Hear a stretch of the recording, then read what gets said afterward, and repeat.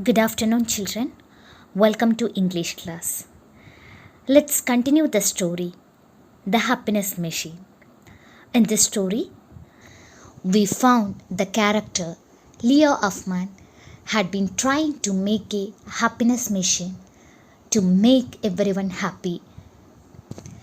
Let's continue the story and see that whether the happiness machine was a successful attempt or not.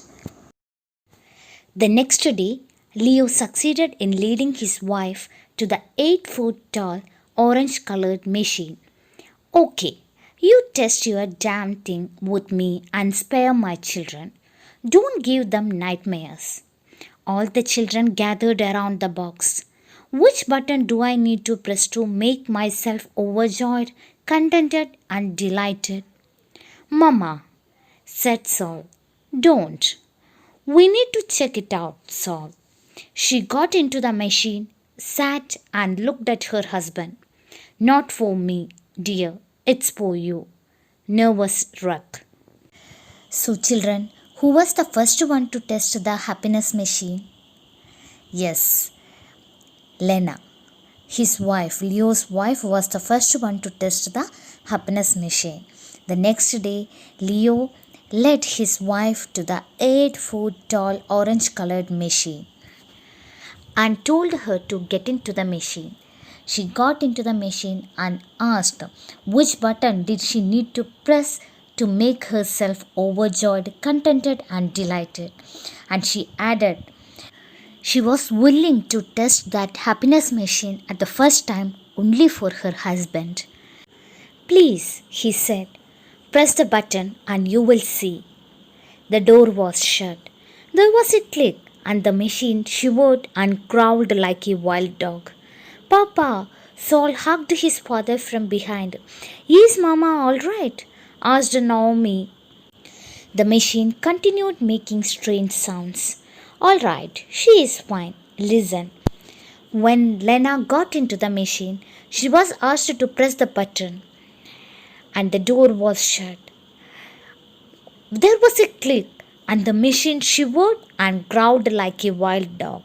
That time, scared by that, Saul hugged his father from behind and asked, Is Mama all right? The machine continued making strange sounds and shivering. From inside the box, they could hear Lena's excited yells. Oh, look at that. Paris, Rome, the pyramids, perfume. The blue Danube was heard from inside. Music, I'm dancing. Only she thinks she is dancing, he announced to the world. Amazing! Voice rang from inside again. After some time, from inside the box, they could hear Lena's excited yells like, oh, look at that, Paris, Rome, the pyramids, perfume. She bellowed from the box. She yelled from the box. The blue Danube was heard from inside. What is blue Danube? It's a music. Okay, the blue Danube was heard from from inside. And music, I'm dancing. And only she thinks she is dancing. Leo announced to the world. An amazing, again, voice rang from inside. At that moment, Leo Hoffman blushed with pride as he thinks his mission, happiness mission, is a successful one. And now Lena is really pleased, contented, delighted, and happy inside that box. Suddenly, his smile faded when he heard someone crying inside. What happened, children? Let's see. She is crying, said Naomi. She can't be. She is like a baby, said Saul. So Naomi said, she's crying there. Mom is crying there. So Leo said, no, she can't be. Saul said, she is like a baby. Now she is crying. No, she simply can't be. He opened the door. Please, Lee, let me finish. She cried for some more. Children, at first, Lena was overjoyed. But finally, she started crying and shocked by this, stunned by this, Leo turned off the machine. That time she said, it is the saddest thing in the world. First, there was Paris. What is wrong with Paris? He asked. You made me feel that I'm in Paris, but I know I'm not. I could never be. You made me dance on the dance floor, but we haven't danced for 20 years. So she said that she felt that she was in Paris, but she knew she could never be in Paris. And she said to Leo that they hadn't danced for 20 years, but here you made me to dance, but I know that we haven't danced for 20 years. And then I will take you to dance house tomorrow morning. Leo tried to console her. When she complained this, Leo tried to console her by saying, I will take you to dance house tomorrow morning. No, no, it's not important, even though your machine thinks it is important. What else? Leo Effman became gloomy. What else? The machine says I am young, but I know that I am not. Your machine makes a sunset last forever, the air fragrant and the temperature fine. Then what is sad in it? Who wants a sunset to last forever? We always like sunset when it comes and goes. How long can I watch the sunset when our children wait for lunch, dishes to be washed, and beds to be made? You made the cute things go slow and brought far away things come close. It shouldn't be. We like cute things for they are cute and far away things as they are not easily reachable. Leo became gloomy when he heard all this. Then she continued. The mission says that she was young, but she knew that she was not young. And the mission makes a sunset forever, last forever, and the air fragrant and the temperature fine. But Lena was not happy by all this. As she said, who wants a sunset to last forever? And we always like sunset when it comes and goes. And she continued by saying, how long can I watch the sunset when our children wait for lunch, dishes to be washed, and beds to be made? You made the cute things go slow and brought far away things come close. She knew that all these are impossible. It shouldn't be. We like cute things for they are cute and far away things as they are not easily reachable. Leo became upset after Lena's sad experience inside the happiness machine. And he said, I still do not understand what's wrong with the machine. Let me check it. Then he sat down inside the machine and shut the door. He wanted to find out its mistake, so he sat down inside the machine and shut the door. The machine started quivering and growling again.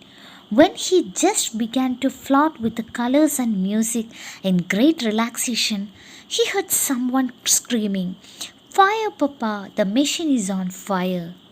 When he sat down inside the machine and shut the door, the machine started quivering and growling again. He seemed to be relaxed with the colors and music. Immediately, he heard someone screaming outside that, Fire, Papa! The machine is on fire.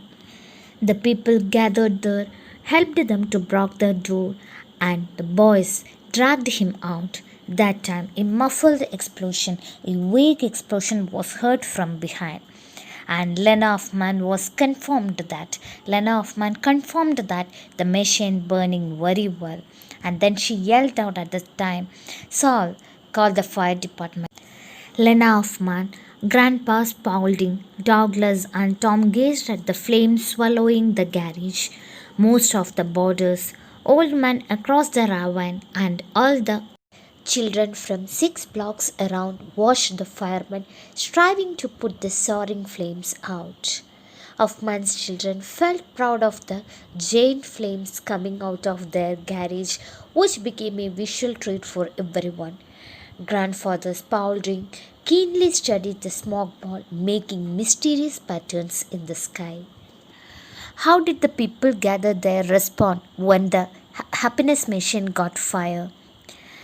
They were inspired and watched the firemen striving to put out the soaring flames. Put out, that is to extinguish. Put out is a phrasal verb. Its meaning extinguish.